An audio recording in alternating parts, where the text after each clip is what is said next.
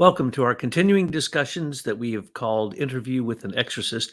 I'm here today with my good friend Michael McKibben, who is going to help us in the interim while John Barnwell is not available, discuss some details about some of the shows that have already been done. Because I can say that Michael, with his experience as a deep Christian in evangelical circles and Christian music circles and Eastern Orthodox circles, knows a lot about Christianity, knows a lot about spiritual things. And oftentimes, after these shows that we've done, he asks me a lot of questions. And I've been saying for quite some time now, we have to get this recorded because these questions are great. These are the kind of questions that people would ask if we were doing this live. And so we think that it might be very elucidating to have some questions. This is impromptu. This is not scripted. And basically, Michael's going to lead this discussion by asking questions, and I'll give answers if I have them. So welcome to the show, Michael. Hey, I've been looking forward to this. I get to ask you questions. I know it's usually me doing the interviewing. So I'm looking forward to this because you ask the most difficult questions, and I love difficult questions. Really? I'm just asking curious questions. Mm-hmm. I have listened to all those interviews you and John have done and learned a whole lot about you. And I'm still your friend. So that's a very good thing, because if you had a demon in you, you wouldn't be my friend anymore. You'd go the other direction, probably. Okay, so maybe I can jump straight in. And I told you I was going to ask you questions about what it's like being a clairvoyant. But I know that's related to exorcism, but slightly different. And you're right. In my experience traveling, I've met people who I would say had gifts that were beyond what the average person has. And of course, the Bible is replete with discussions of people with gifts related to seeing or understanding the unseen world. And one of the things that we say every week in the Orthodox Church in the Nicene Creed is we acknowledge that God's creation is both seen and unseen. And so I think a lot of these things that you're discussing are certainly things that most people don't see. And I would venture to guess in our secular humanist era, we have all suppressed an ability or our ability or the gifts that God would otherwise manifest because we are so spiritually dulled by this secular humanism that we're inundated with. And so for you having these abilities to, I mean, the Bible talks about the gifts of discernment, of prophecy, and the like, which I would say are probably similar to some of the things you're talking about. But this issue of exorcism is certainly front and center in any true Christian church. And there, in fact, there are people who specialize in that. So here's my first question. As a person who is a clairvoyant, I've asked you many things about what a clairvoyant sees. And when you, what is that?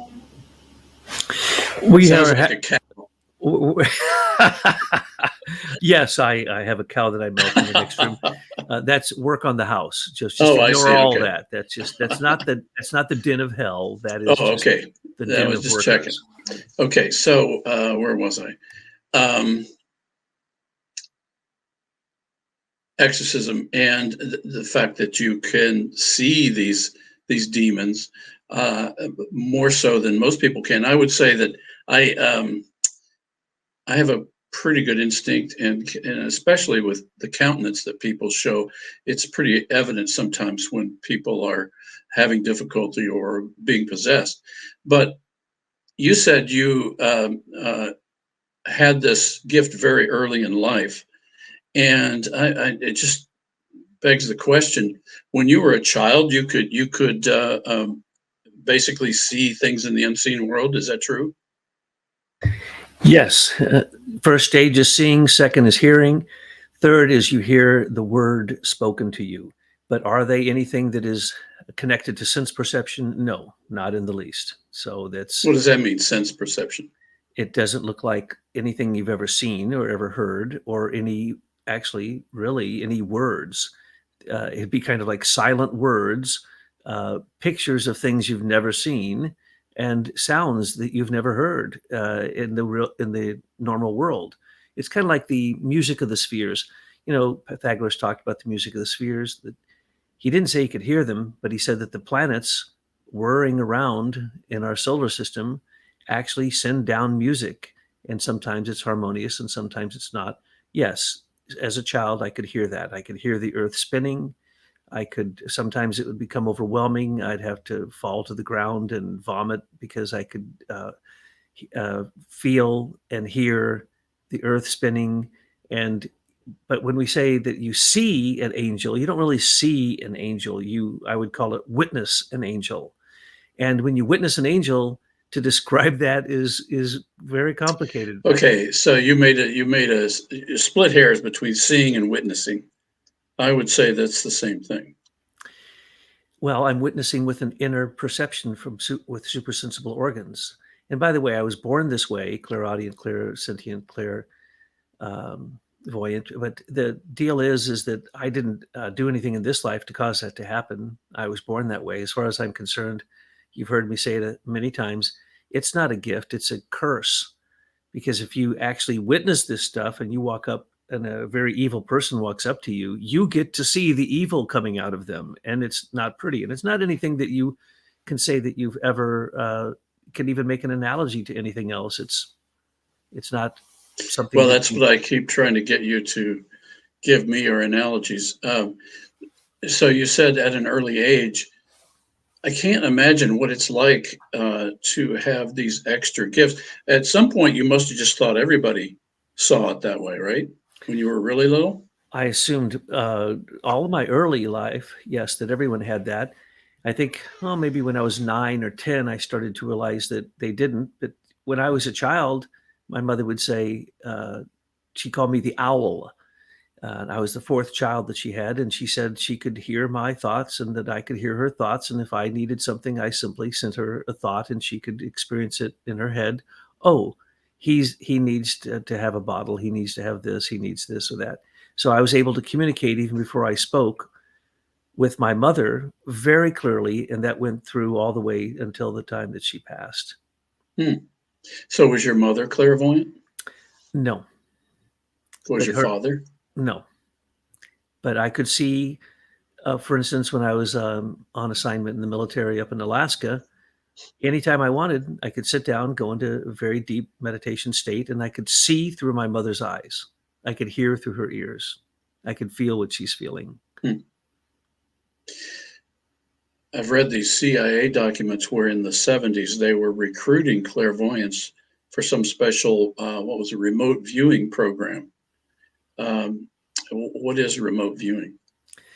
It's what we're talking about here. It's witnessing it in the interior of yourself through organs that are developed that really they're not the same organs you use to have your five senses, the standard five senses. There are many more senses than five, and you can combine them. So sometimes you can see a picture and hear something at the same time, and then you hear a voice that you.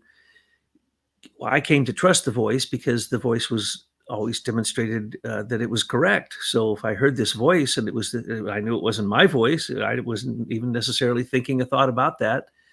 And then I would say, "Oh yes, I've come to trust that voice." So even when I was young, literally age 12, 13, sometimes I'd be walking down the street or walking somewhere, and a voice would say, "This person's very ill. Go over and touch them," or "Go tell them that they have this illness. They need to go see a doctor." Now, the deal is that later I became a reader, and a reader is somebody who can I use all kinds of different devices to do readings for people, but that's just so there's a buffer between me and the person. But the deal is, you have to make a promise that you never use it for your own purposes. You never use it for gain. You never charge money.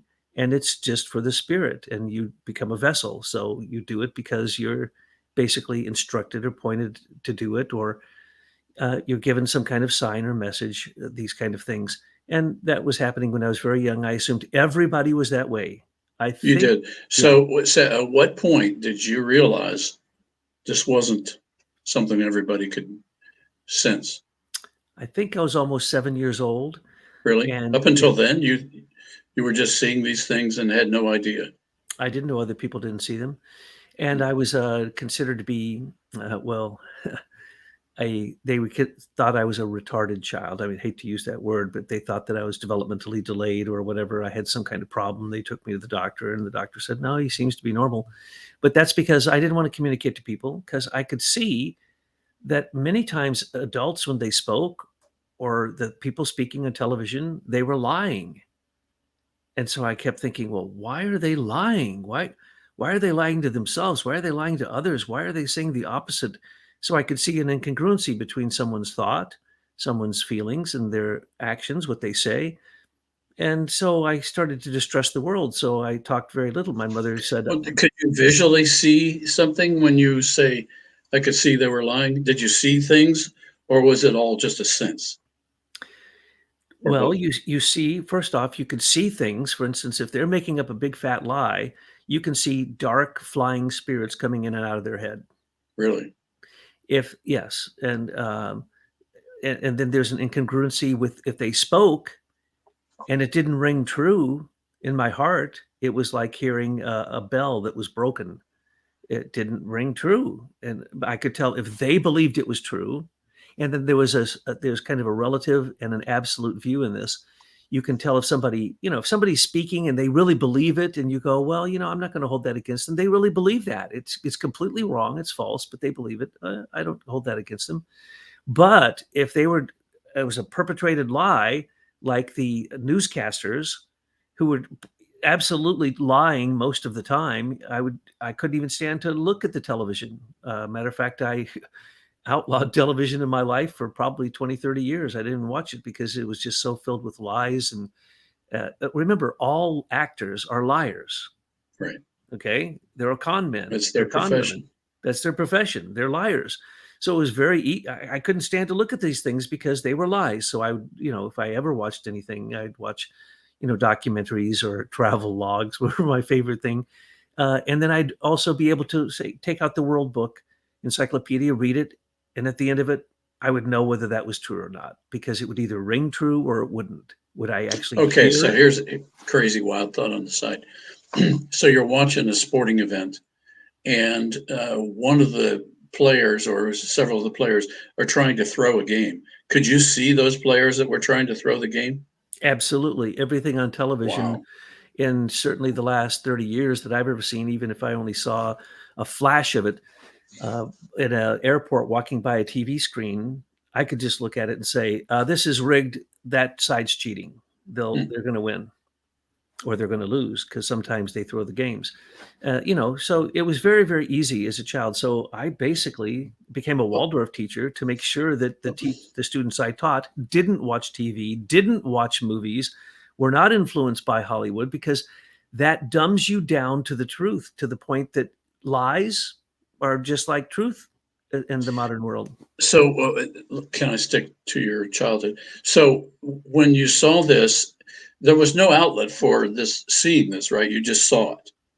And were you inspired to do anything about it, or is that the reason why you just sort of went inside and appeared to be an introvert?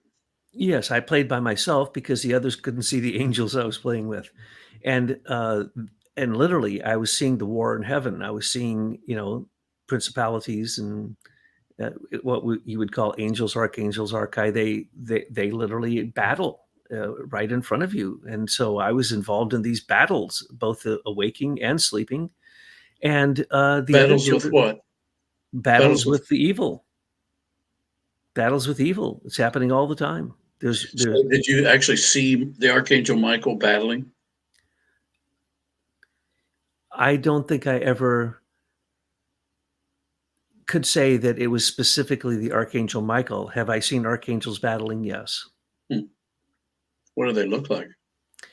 Well, an angel looks like a two-dimensional plane that's kind of like light, but it's also energy, and it's kind of like a light that you can't see but illuminates, and it is coming in from all directions all at once towards a single point, and like a sphere, all coming in at once. And so they'd be coming in and then they'd pass through one another, and then other ones would come and they'd interlink and they'd weave. So you see this weaving action of if it's an angel, but is that the body of the angel? No, those are the thoughts of the angels. That's kind of like the shadow of the angel. So yes, you can see that.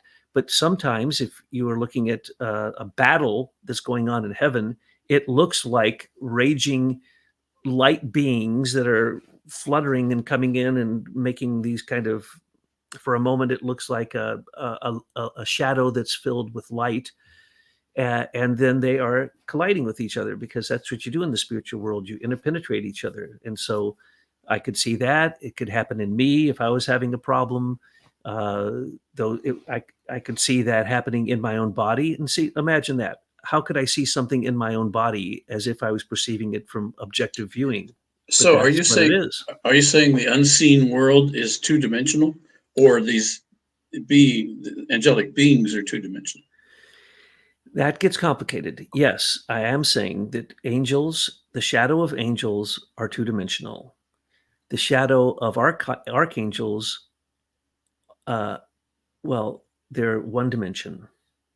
They're like a point, it's a direction, and Hmm. it's going one way or it's going the other way. And it's on like a beam. It's like a beam of coherent light, like a laser beam, accelerated particle beam. And it can be larger, it can be smaller, it can be diffuse, but it's moving towards something. And why? Because they're pulling behind them lots of angels that are going like this, and they're moving along with the archangels, because all the hierarchy are all, they're never alone. They're always in contact with others. Matter of fact, if you think you've met an angel and it didn't turn you on to other angels, then you didn't see an angel. It's just that Hmm. simple. If you see these beings, you're going to see a ladder, like Jacob's ladder is described, or the spinning wheels of the chariot of Ezekiel, or these kind of things. So if you imagine a, like a sphere, but the sphere is turning into two dimensions, and it's going in and out, and it's like a tesseract. It's making different forms, and it's at one point it's making this form, and then it collapses and goes out the other side and makes another form and comes back. This kind of stuff. That would be like seeing an angel. But if you saw multiple angels, they'd be moving, going towards something. So I'd often see motions of the angels going someplace, and I'd say, well, where are you guys going? I'm going to follow you. And it would lead to a spiritual battlefield where literally a battle would be going on, where what we would call light and dark, but it's not really, it's more like positive and negative. This is happening, this clash is going on, and sometimes the darkness is dispelled, because light dispels darkness. So the spirit dispels the fallen angels who are actually moving into this realm. And but most of the time, that's when there's big spiritual things going on. But most of the time, it's happening in a person. So you could look at a person and you could say, yes, look, the angels are going into their thoughts. How interesting. The archangels are going into their heart. The archai, the time spirits, are ambulating them. They're going into their will, into their limbs, and giving them the impulse, the fiery impulse to do something. So usually you see it in another person. And that is, uh, you can always see it there. But the other Okay, times so are when different. you were describing what an angel looks like, I'm recalling some of the famous icons in the Orthodox Church of the archangels Gabriel, Michael, and Raphael, which apparently are the only ones that have actually appeared in human form. So, so for example, the angel Gabriel is the one that appeared to the Virgin Mary, right? Uh, was that a different manifestation than what you just described? Did Gabriel actually, as far as you know, weren't there, but appear as a human in human form? Well, I don't think that Mary would have said it looked like a human. But Mary, the pictures show Gabriel holding a lily. That's because when you encounter an angel, generally you're going to smell something afterwards, and it'd be like a heavenly scent of a flower. So you might, smell the flower, like Gabriel holds the lily.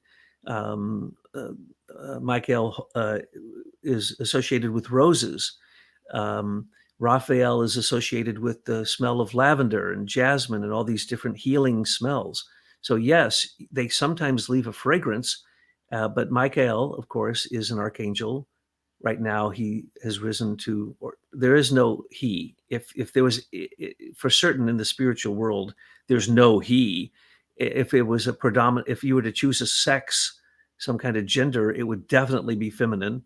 But Gabriel holds a sword and a spear, right? So he's leading a battle. So you might say that if you've ever seen ball lightning, that would be like watching an archai being leading archangels and angels. Now I've experienced ball lightning many times, and they say it doesn't even exist, even though they now have pictures of it. But I've had ball lightning appear to me where I knew that it was a conscious being, where I literally said, "Oh my goodness, I've seen a ball lightning as tall as a house." And I ran up to it and I was going to leap into it because I wanted to go back to heaven. I didn't want to be down here where people are lying and cheating and hurting each other, and it's based on suffering. And I suffered a lot as a child, lots of illnesses. So what happened? Instead of being able to leap into this ball lightning, a hand came out and said, "Stop, not now."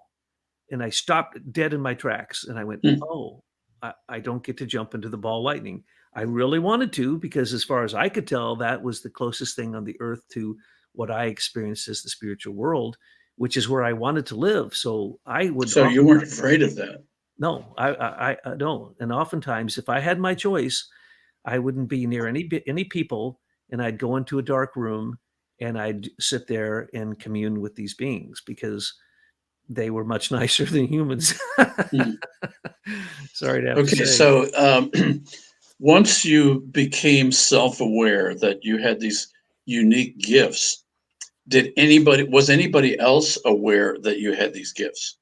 Oh, yes, at an early age, because I didn't talk much, because I just mentally communicated or through my heart with my mother, not my father, and not my brothers and sisters. I had 6 brothers or 5 brothers and a sister, and nobody else I had encountered could do that. So what was I supposed to do with it? So Right. because I acted that way out of necessity, they said that I was, mentally ill or whatever. So they took me to the doctor, and the doctor tested me, and no, there's no neurological problems, no psychological, no mental problems. So he's okay. He's just weird. So just let him do his thing. For instance, I walked in my sleep and I talked in my sleep like crazy. I mean, literally, I know these stories are going to sound crazy, but when I was, say, Just 8, listening. when I was about 8, I would at night, I couldn't stand for the house to be out of order. So I'd get up after I'd go to sleep. I'd sleepwalk. So they took me to the doctor and said, he's sleepwalking. This is terrible. And they said, no, just don't wake him. That's the advice they gave. Don't wake him. So I'd wake up, and I'd have to, if my brothers in the same room I was in had their clothes in a mess, I'd fold their clothes and put them nice and neat here. I'd clean up the room. I'd go downstairs and I'd clean up cabinets that were messy. I couldn't stand to be in a house that was messy. I just couldn't stand it. Would I remember any of this? No. But then I would climb out my window and get on top of the roof and walk back and forth in the apex of the roof, especially when the moon was full, right? Especially when the moon was full. And so we lived in a place where there were guards. As a federal prison, we lived on the reservation for the officers who ran the prison, and they had towers everywhere. And they'd call up my dad. He's out on the roof again. So they'd go out and watch Well, me to that's see if I'd good. fall, but I had my eyes open. I never fell, and strangely enough, they couldn't even figure out how it was I would climb out this window and get on the roof. But Oh, that's you don't know why you're up there either, I right? don't know why I was up there. I guess I was Hmm. up there because I was saying hello to the moon and the angels who work on the moon. And between here and the moon, there's 28 layers of angels working. So I would I don't even remember doing it. And I'd talk to them. Hang on. 28, 28 not levels, 27, not 29. 28 and a quarter 28 and a quarter. Now, where did you levels, come up with that number? because that's the cycle of the moon. Every single night, the moon's different for 28 and a quarter days. And then it changes, so it goes back to where it started. So, those are the layers, that's the ladder of Jacob. And I could see those, and I could see the beings, and I could see the ones who were dead, humans who were dead, who were caught in those realms, the lower realms. And even there's realms below the earth. There's 9 levels below the earth. I could see into those, but those are demons. So I didn't go there. Whoa, that's interesting. You talk saying Jacob's ladder is the ladder you were seeing then Yes. up to the moon? Yeah. Yeah, there's a famous icon of Jacob's ladder in the Orthodox Church, and it's just as you described. It's going up toward. I don't see the moon in that icon. I see Christ at the top, and then it's showing the demons who are grabbing the people who are falling off of the ladder into a blackness. Yes, Christ. When you get to the moon, you'll see one of the 7 elements of Christ that works through the realm of the spirits of form, or called Elohim or exousiai. And so, yes, the moon being is an element. They call it Jehovah, but that's an element, one of the 7 elements of the 7 planets. Now, I know science tells us there are more, but remember, science thinks they're God, but they're actually a devil. Okay, science is But Douglas, devilry. science is real. Science is real devils. Yes, correct. They're real demons. I see. That is Okay. true. So you could see this. I could see Christ on the moon. Yes. You see Wow. Christ in the sun, coming from the sun. Okay, so back to 7. You're 7 or 8 years old, and you said later in some of your interviews with John that you started working with a Roman Catholic exorcist. Was there must have been a gap between 7 or 8 and when you started working for him? When was that? At 14, 12? 14. At 14. Okay. So what happened in that span as you're growing up, you're becoming a teenager, and you have all these gifts, you see all these things, and presumably you didn't act on them, or did you? Did you start a ministry of healing and prayer at that early stage? Were you guided by Christ and the church at that time? As far as I knew, I was never separated from Christ or the hierarchy. I was one with them. And I didn't start a ministry because people had no idea what I was experiencing. I could eventually, from birth to 7, I lived in one town. Then we moved to 3 different places for the next 7 years. And then at 14, I came back to the town where I was born. And the priest who had baptized me, and my parents at that moment of my baptism committed me to the Catholic Church to become a priest as soon as I was old enough to do so. So that priest came back into my life at age 14, and he was an exorcist. And he knew full well when he baptized me that I was born what's called a veil, the veil over the face. There's like an extra amniotic sac over the face, and they say anybody who has that is a clairvoyant. I think that's fairly true, yes. So no, from birth to 7. Whoa. You said when you were born, you mean physically born, there was something different about your emergence into the world from a normal person? Yes, I guess most people don't know this, but it's quite well known, and I've seen it at births, that a child has a separate amniotic bag over their whole face protecting them. And it is supposed, because of that, it supposedly protected your senses, according to the theory. It protected your senses so that you would be able to have much more sensitivity to hearing, breathing, speaking, thinking, all that kind of stuff. So I was born with a veil, yes. Well, that's called a veil. Yeah, it's called the veil. And presumably you didn't know that until you were much older. The priest told me. The priest told you. Father William told me. And now that you've demonstrated who Father William is, yeah, he would have known how the birth went. My father was nowhere around. It was my mother's 4th birth, and I was actually born in a taxi, in the back seat of a taxi. She had waited a little too long to call the taxi, and it took a little while to get there. So at the moment they opened the door at the hospital, the emergency room door, she basically handed them me. right. She just had birthed me herself right there in the back seat of the taxi. And yeah, then they, took me in, and yes, I did have a veil. She confirmed that also to me many Mm, years later. And because of that, she thought that was one of the reasons. And because she knew who my real father was, I now understand. Of course, she would have known that this priest, who was massively clairvoyant, the most clairvoyant person I've ever met in my entire life, even more than Oral Roberts or Catherine Coleman, or I've met, I've searched the world over for psychics like myself so that I could commiserate with them and ask them questions and how they got through it, mhm. and, blah, blah, blah. So anyway, she knew that he was clairvoyant.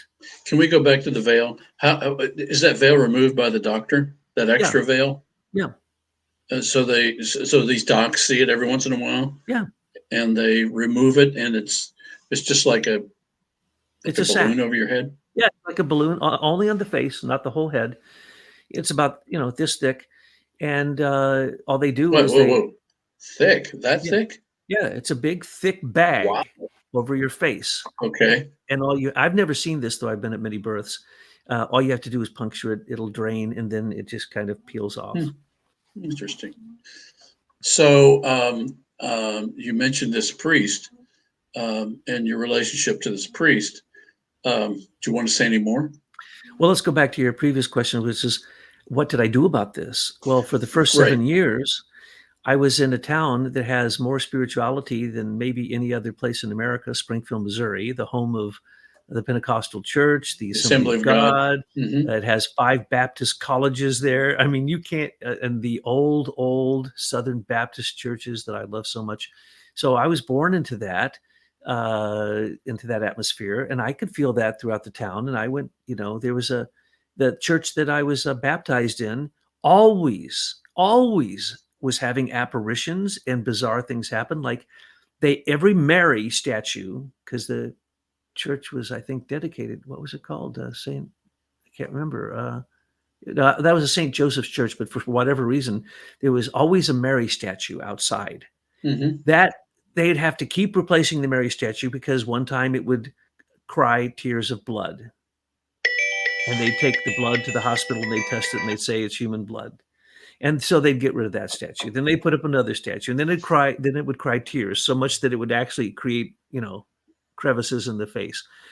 And people would go in there and they'd see angels. I saw angels every time I was in that church. That Is church that was right? somehow special, very And special. which church was this? It's called St. Joseph's Church Okay. in Springfield, Missouri. That's the church where Father William was. That's where I was baptized. Okay. Yeah, But I've been so to Springfield many times. And why do you think that is? Why is Springfield so special? because it's on a high plateau, and underneath it, and it's a limestone foundation, and it's completely riddled with caves. So anytime you're on top of caves, you're going to have kind of a interface between the underworld and the world above, and so lots of stuff happens in those kind of places. Plus, there's springs. Wherever there's springs that just shoot up out of the ground, lots of spiritual energy, and you see fairies and nixies and all these beings that are around that water coming up from the deep layers of Hmm. the earth. And so that is very prevalent right there. The entire city of Springfield is sitting on top of Merrimack fantastic caverns and all these different caves and stuff. So we did a lot of caving. I loved caving when I was young because I'd go back in there and I'd feel really at home in the Hmm. complete dark, in complete silence, because that's what I preferred all the time. But let's go back from birth to 7, okay? Never ran across anybody but my mother. And my mother wasn't clairvoyant. She couldn't put a thought in my head, but I could put thoughts in her head. And I Hmm. was, just a baby, right? And then they finally decided, okay, he's not really completely retarded. He's going to be okay. He's just a slow learner. They call me slow learner. Now, if you know my IQ at this After point, 6 PhDs, you yeah, probably have proven that incorrect. yeah, exactly. That's exactly right. If you know my IQ, then you would not assume that I was a slow learner as a child.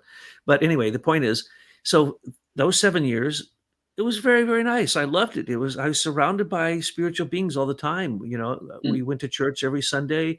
I was obsessed with going to church. I was obsessed with going anywhere with there was anything spiritual. So But were you I was young then. did you become an altar boy? Oh, of course, Natch. At what time? What age? Oh, probably. Well, then I left for 7 years, and we went to 3 different places.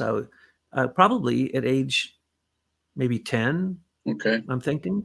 And of course, we had the Latin Mass in those days. And I saw the angels come every time. I saw the transubstantiation until we started to have priests who were homosexual, uh, sexual predators, evil priests. No, then you actually see demons arise out of the Wow. Eucharist. So then for 7 years, we went to these 3 different places, and it was really tough for me. I had a real tough time integrating in every place that I went. Can I And then stop I you? came You're back. talking about Eucharist and these priests, the difference. So if one of these, I'll just call it evil priests, tried to give you Eucharist, would you take it? Well, that's a very good question. I had to undo what he did and make the transubstantiation happen myself before I took it. Hmm. Yes. So I didn't accept their uh, juju on it. I had So to in a really Roman do it Catholic myself. church, you don't actually sip the wine. The bread, the host is placed in the wine, and then okay. So something you would do something in your prayer life that would sanctify what he was trying to give you that was improper. Yeah, and then I'd avoid being an altar boy for that particular priest. But in those days, they weren't that.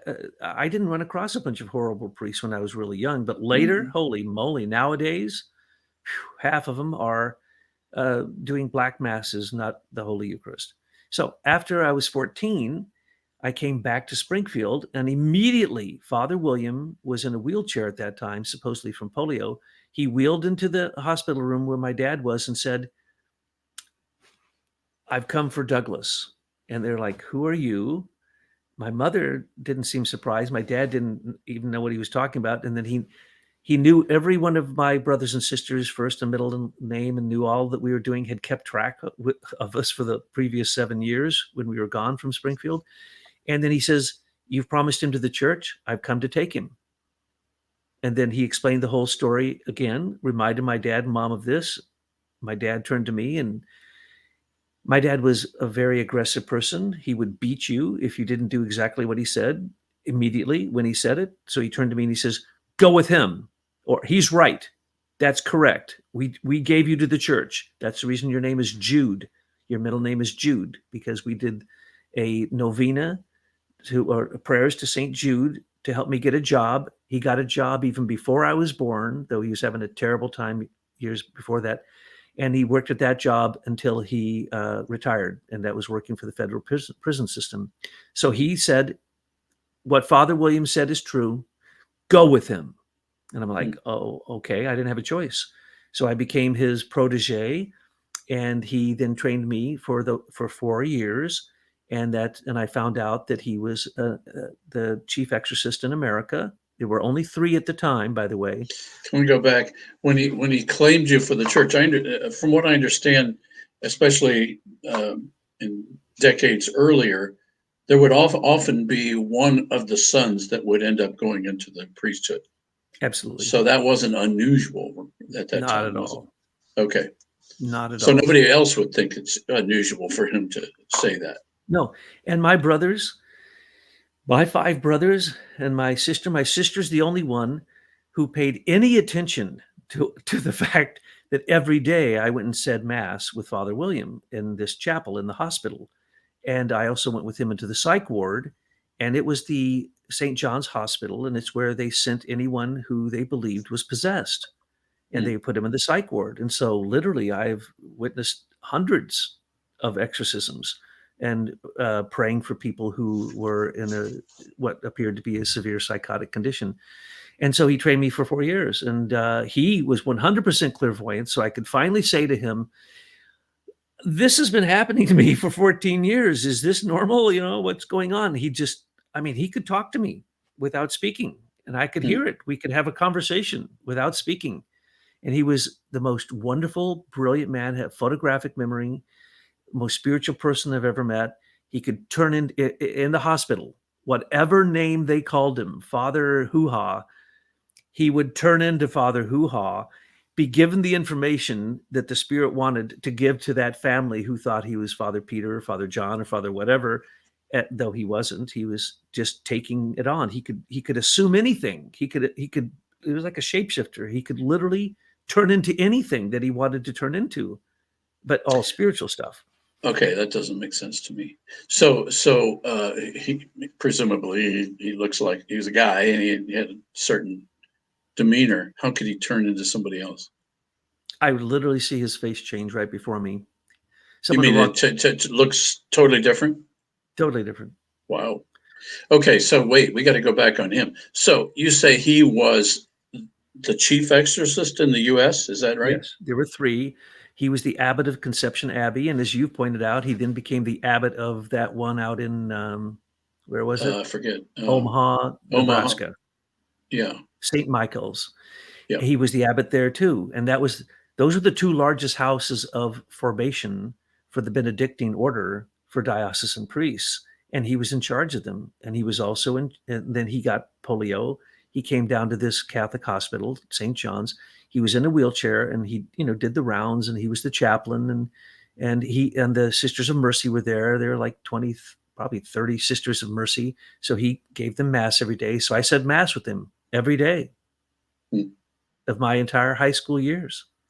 So was this a formal designation that he received, and from who? The Vatican? Yes, I was given extraordinary ordination, which all that really means is I wasn't really ordained. I was in formation, but because he was the abbot of Conception Abbey, he could, in a verified way, give me the teaching of the 4 years of formation, which first 2 years you get a BA, second 2 years you get a master's, and then if you're going to go further, you get a doctorate of divinity, which I did all of that, and then again later did more of that. And when when I stopped being a Trappist, when I came out of the military, I then I was forced into the Jesuits, and was again ordained I there. know you and John have covered that section well, so I'd like to stay back before that. Um, okay, so did you resist at all when he invited you to enter the priesthood at such a young No, age? no, because the first time I met him, he went right into my mind, into my heart, into my will, and communicated with me. And I thought that I was meeting some kind of spiritual being that was passing through me. And I said, "Oh, I can 100% trust this person. Hmm. This person is completely clairvoyant, clairaudient, clairsentient. He's a healer. He's this and that." I knew instantaneously that he was this very, very highly developed, amazing person, and I was happy to do it. I know that Okay, doesn't sound so logical, you but were I you were was. excited. You finally met a compadre, a spiritual compadre. First one. Wow, I was 14. First time I met anybody like me. wow. And did he introduce you to other people like that, or not? No, no, nobody on the level that we were on, but other people who were spiritual, very cool people. And strangely enough, though he was a Catholic priest, every Sunday after we'd do mass, we'd go out to one of these cool churches, these Hmm. Southern Baptist churches, the Assembly of God. We'd go to all those churches. And because he was a priest, they treated him like royalty, and I'm pushing him in his wheelchair. So I got to get into all these places. And we'd sit there, and afterwards we'd, assess what we just saw. Well, do you think that minister is really clairvoyant? I said, he has the power to heal, but he doesn't have the power of discernment. He certainly doesn't have the power of prophecy. And but so we would assess these people, and mind Hmm. you, there were jillions of these churches in Springfield, as you full well know.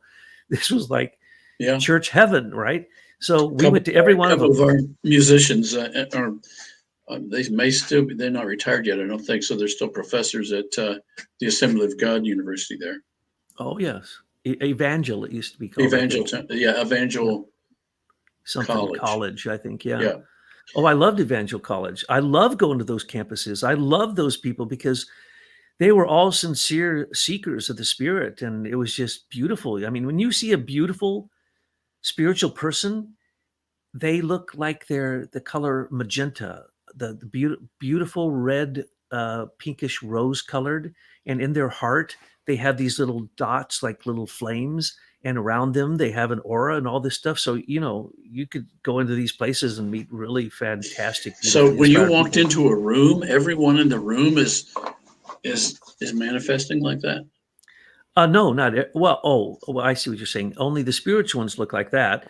But Okay. I think what you're asking is, do I automatically see that? Yes, I did Hmm. up until 14, and then he taught me how to put up shields so that I wouldn't have to be bothered by these things, because he was taking me into exorcisms, and Shields so that you wouldn't be overwhelmed with these with evil, unseen things that are normally unseen to most people. with evil. The spiritual stuff Okay. never bothered me. Okay. Well, it would. There would be times I'd be overwhelmed by the brilliance of the light, though it's not light, and I would literally be blinded for a little while, and so on and so forth. Can I stop you? You said it's light, but it's not light. What does that mean? There's no way to describe it. I It's like know you keep telling me that, a but living I'm making fluid. you describe it. It's like a living fluid, warm, uh, wonderfully fragrant, nourishing light. It literally feeds you, and it Hmm. sounds. So it's all three in one. It's an action, it's a sound, it's a sight, but none of them have anything to do with the senses on this earth. Nothing you've ever seen looks like an angel. That's for sure. Wow. Okay, so you're walking in these churches with your spiritual mentor at this point, and you meet all these people, and some you see this person is very spiritual, and then you see an evil person in the same building. The Assembly of God love to speak in tongues. Hmm.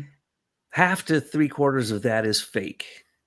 And the people who then interpret, who have the ability for discernment, half to three quarters of their discernment is fake.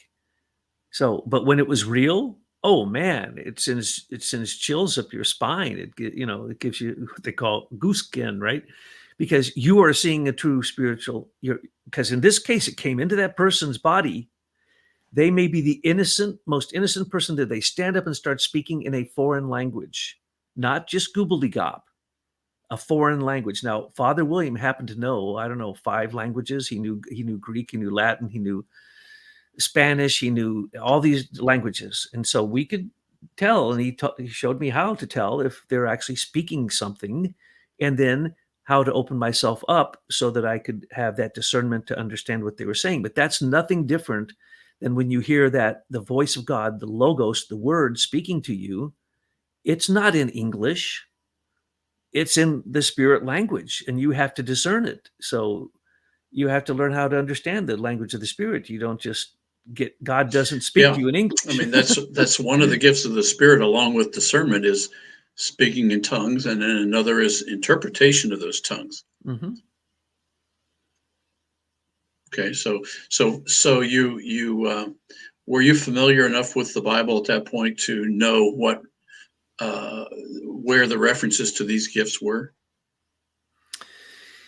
Well, I pretty much had kind of like a photographic memory for anything I wanted to remember, but that meant that 9/10 of what's out there in terms of knowledge I didn't want to remember. But Hmm. the stuff that, yes, anything I ever heard in the church, anything I ever read from the Bible, I pretty much memorized. And yes, I did know the gifts of the Spirit even before I met Father William. I'd figured out some things before I was age 14, but not a lot. Matter of fact, I think I was maybe even, no, I was 14 at that time. And then after that, he showed me how the gift of memory is the gift of Christ. You don't use your head for it, you use your limbs. And I know that Hmm. sounds very strange, but Yeah. you use your active willpower that is Christened, and then you have infinite capacity for memory. But only if it's something that is true and pertinent. I don't remember the garbage unless I was traumatized by it, but I certainly did remember everything the priest had ever given in a sermon, any spiritual things I ever read. Yes, I did remember all that. Hmm. So during this time, let's see, you were in Springfield. Do you remember what years? Well, yes, I was born in 54.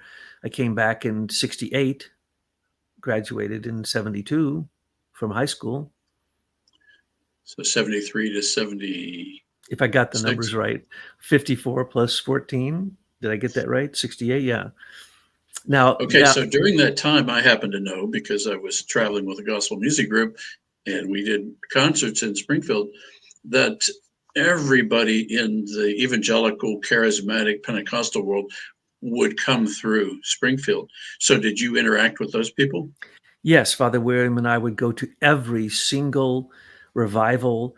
As a lot of them were these traveling ministers that we didn't know, so we'd go to check them out, right? So I met Catherine Coleman, I met Billy Graham, I met Oral Roberts, and a lot of other very, very famous psychics and healers. Yes. Hmm. So you we sang with some of those people. Okay, so this exorcism, you were doing exorcisms during this whole period, this 4 years with Father William? Yes, but before he regularly took me to the psych ward, I As would a take. patient or as an exorcist? They should have Sorry, put me in there. I couldn't No, resist that. that's perfectly appropriate. They probably would have put me in there had they really known what I was thinking when I was young, up even before by age 7. But I'm put the very first moment I meet him, I start pushing him around, and we're doing rounds, right? And then he'd get a call. He had a little thingamajig, one of those the ancient little things, Beeper? a little beeper thing or whatever it was. And they beep him, and then he'd go, "Oh, we need to go to the third floor." And then we go up to the third floor. And before we get out of the elevators, we could hear someone screaming with pain. I mean, just insanely screaming. They'd call him when no medication could calm down somebody who was going crazy like that. And I think probably first or second time I ever pushed him around, we went into a room, someone screaming bloody murder. They had to take the other patients out of the room, close the door, shoot them up with the strongest drugs they had. Didn't affect them. Now, were they possessed? Kind of, but not really. So he would just go up and he'd say, push me near the bed, and then take a couple steps back. And then he'd bend over, he'd whisper something in their ear, and they'd stop. And I'm Hmm. like, whoa, that's a handy thing to know. And because I could see what was going on, he You said, saw the spiritual yeah, activity there. Okay. yeah. So this person was being hounded, and the demons are trying to get into them, but the person was resisting. And so Father William went up and whispered the name of the demon and said, "Be gone," because it wasn't in the person. A possession usually can only happen if the person invites the demon in. But in some cases, they're attacking somebody and they're in tremendous pain and they're screaming. Nothing can stop it. He could stop it every time. Hmm. So then I said, "Well, Father William, are you going to teach me that?" And he goes, "In time, in time." It wasn't long before, yes, he was teaching me that, because he'd take me in the psych ward and he was assessing my own clairvoyant abilities. And he'd say, "Okay, this person, what do you think's going on with this person?" And I'd look at him and I'd go, "Vitamin K deficiency." And he'd go, Hmm. "Very good. How did you know that?" I said, "Because I went into that organ, their liver, and it told me." And he'd go, "Good, this is good." And so we would work on every type of crazy person you can imagine. Matter of fact, I've never met a crazy person I didn't like or that I wasn't like. The only. Okay, I'm going to go back if it could. The uh, This last weekend, I was reading some of the prayers of exorcism in the Orthodox Church, and one of the key issues relative to exorcism is you have to get the demon to name himself. And you said that he knew that demon's name. Had he asked that demon, or did he already know? Those demons were outside of the person's body, and that's how he could know the name of the demon without getting it out of the person. It doesn't do any good if the person's possessed and the person doesn't know who the demon is. They think it's them. So they're not going to say, "Get out of me," because they think it's them. But once they understand, What and do you that's what mean they think it's them? if they've invited the demon in, Oh, okay. pretty soon them and the demon, their nature and the demon is one. And so pretty Okay. soon, if you told Klaus Schwab that he was possessed by a demon, he'd laugh at you. Right. But if you said, you know your love of money, you know your family history, you know this, you know that, does the name Mammon mean anything to you? And then you draw the sigil of Mammon, and he'd probably freak out. But until he says, yeah, Mammon is in me and I want it out, no exorcism will remove it. The So person has to want it out, and they had to have asked it to go in. and presumably you can have more than one demon possessing you. Yes. I've So seen you have as to many as- identify each one. Oh, I've seen as many as 10 demons in one person's body. Yes. Hmm. And let us say Wow. witnessed or encountered, because it's not really seeing. Hmm. And yes, there are sigils you can use, and there are prayers you can use for eradicating or exorcising certain demons. And so, yes, he had to I teach me wasn't going to this. ask about sigils because I don't know what you mean. So yes, there are sigils. What do you mean? Is the sigil for the Archangel Michael. So if Oh. I'm calling on the Archangel Michael, I do that sigil. If I'm getting rid of a demon, for instance, let's say we're going to get rid of the demon of materialism, which is really based in the demon of envy, which is Leviathan, and the demon of lust, which is Asmodeus. Well, the sigil for that is, I'm going to now do this for real. The sigil for the beast, the demon of materialism, because the whole world is filled with it, especially the internet, I'll show you the demon. I'll show you the sigil. You do this.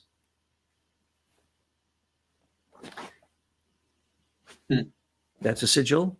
And then what it does is it puts into your willpower an action that says, I know you, I know your name, and you have to call out the name at the same time. And then you know instantaneously if you were effective, because if you're not pure, you can't do this. So when I was young, it was very easy because I didn't know anything bad. I hadn't encountered any of that.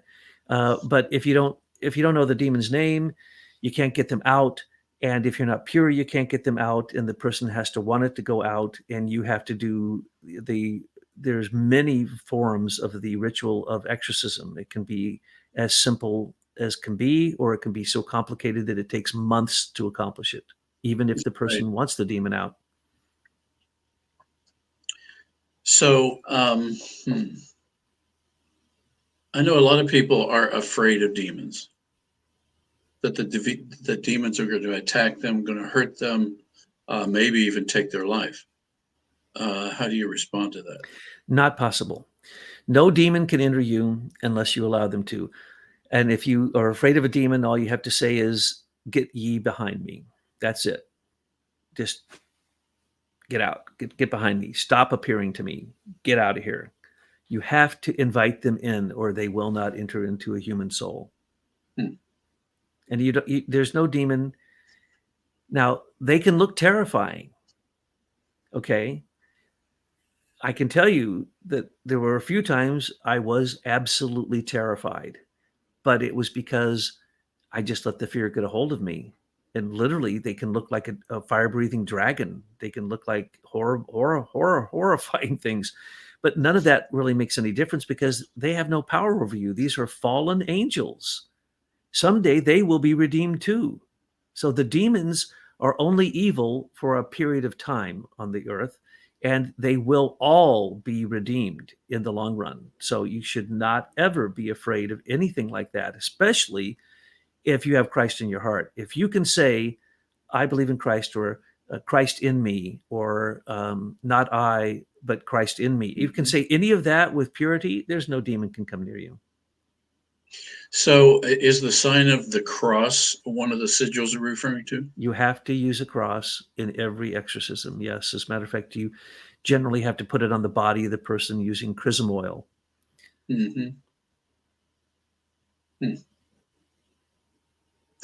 So the exorcism practices within the Roman Church for an exorcist in another church, in another jurisdiction or denomination, do they have the same understanding about how to deal with these demons as you do as a Roman Catholic? Definitely not. The Catholic Church is one of the oldest institutions on the earth, and the good ones, way back when they were still had natural clairvoyance, knew all of these things. Those have been passed down word of mouth. Many of these things are not even written down. And so there's a long tradition with the Roman Catholic Church. Whereas other churches, no, not so much. Matter of fact, they don't even believe in demons in many cases. And that because of that, they are then open to the influence of demons Mm. because they're being a little naive. If you think, for instance, that um, any person who's religious who believes in science can't possibly be religious. Science is anti-God. What do you Science mean is, believes in science? That's what I studied. I have a bachelor in science. I don't call that science. I call that simply being practical. You're an engineer, okay? I'm talking about theoretical science, pure evil. You called it before secular humanism. Secular humanism is what they put a stamp on a person who isn't religious or affiliated with any religion, or it just Right. says, oh, I'm generally Christian. If you say you're generally Christian, then you're not going to be scientific because you're going to be smart enough to know that creation didn't come from the Big Bang, from a little tiny ball of material that can fit in the palm of your hand. That's pure stupid. Anyone who knows God or has ever encountered anything spiritual knows that science is of the devil, Hmm. and especially Science now. is all probabilities. It's it's it's underneath the earth. It is subterrestrial. It's interesting how we have elevated the term science to be used with everything: political science, uh, food science. Everything's got science associated with it, and that's you're saying is a part of our uh, belief system that has been heavily influenced by who or by what? By the lack of philosophy. There used to be a philosophy for every branch of science. In philosophy, that says lover of Sophia, lover of wisdom, or sapientia. Sophia is a being. She's Mother Mary, okay? And she's celestial. She's the queen of heaven. Sophia, that's the Greek word for wisdom, right? Correct. Okay, so you're saying it's not that's not what we're referring to. We're referring to a being. The being of Sophia is universal, and every time you take a step towards the spirit, she's there as the midwife. So philosophia, the philosophy, is the lover of Sophia, the lover of wisdom. And we don't have philosophies anymore. There's no philosophy for anything. There's not even philosophy of philosophy anymore. I'm a philosopher. I have a PhD in philosophy. I can't find someone to discuss philosophy with, period. Doesn't happen. There's no philosophy for science. There's no philosophy for education. There's no philosophy for political science or government or anything. And that's the Isn't problem. philosophy what you said that the Jesuits push their grooms into? But theirs is called metaphysics, Aristotelian metaphysics, which is the beginning of materialism. But the 10 categories of Aristotle are the 10 hierarchy. It's the same exact beings. But when you break it down to say, oh, it's just in the material world, not in the spiritual world, that's pure evil. That is going into subterranean realms, the 9 layers of the earth, which are the layers of hell. Hmm. So now I want to jump back to Springfield because you said you saw all these evangelists and healers come through, and I'm familiar with some of those you referred to. Um, Oral Roberts, for example, Tulsa, Oklahoma. Um, I'm familiar with many of the members of his family. He's dead now, but in the early days, he used to do those tent crusades like Billy Graham did. Is that when you came to know him back then? Yes. And from previous questions you've asked me, I'll just say this. He was a zapper. He was a healer. He could do magnetic healing. What could he do discernment? No. Did he do prophecy? No. And in the end, he started making so much money that he was worshiping mammon. He was worshiping money, and he lost all of that. So when I met him at the prayer tower in Oklahoma, he was gone. He wasn't spiritual anymore. Yeah, he needed a lot of cash to keep that place going. Yep. So you're saying that what did they do to lose it? Did they not appreciate the gift they had, and the demons overtook them, or what? They invited Mammon in. Oral Roberts worshipped money. You can't worship God and worship Mammon at the same time. Simple as that. Whereas Catherine Coleman, she was a healer. She was prophetic. She had discernment.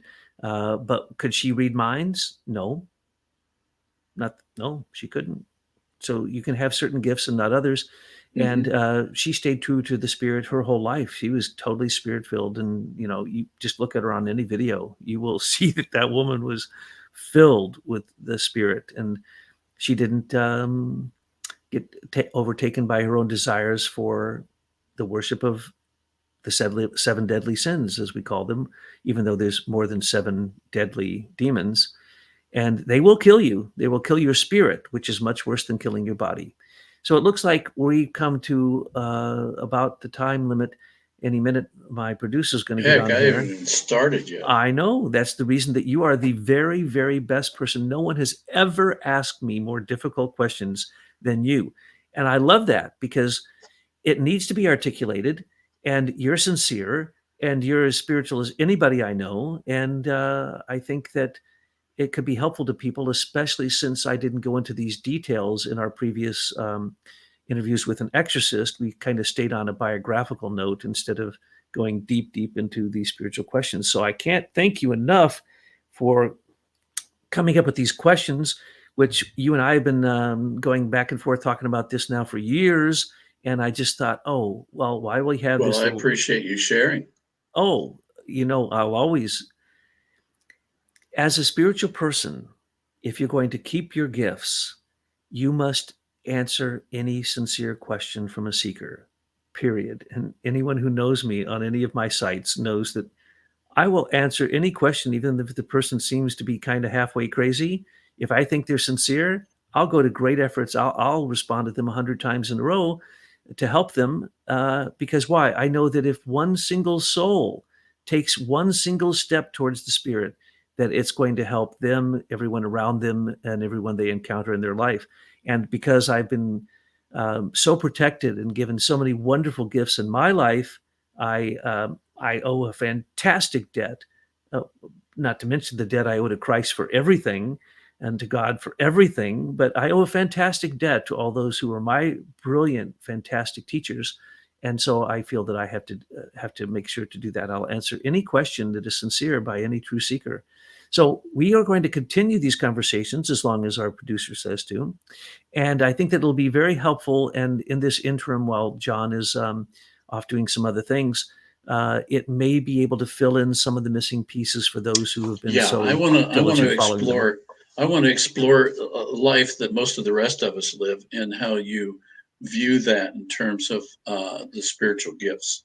So that's where I want to take this in the future. Oh, I know you're going to take it far, and you're going to take it wide, and that's why we're doing this. Michael, I love you, my brother. Thank you for the excellent questions, and thank you for being so agreeable to do this with us. Well, love you too. All righty.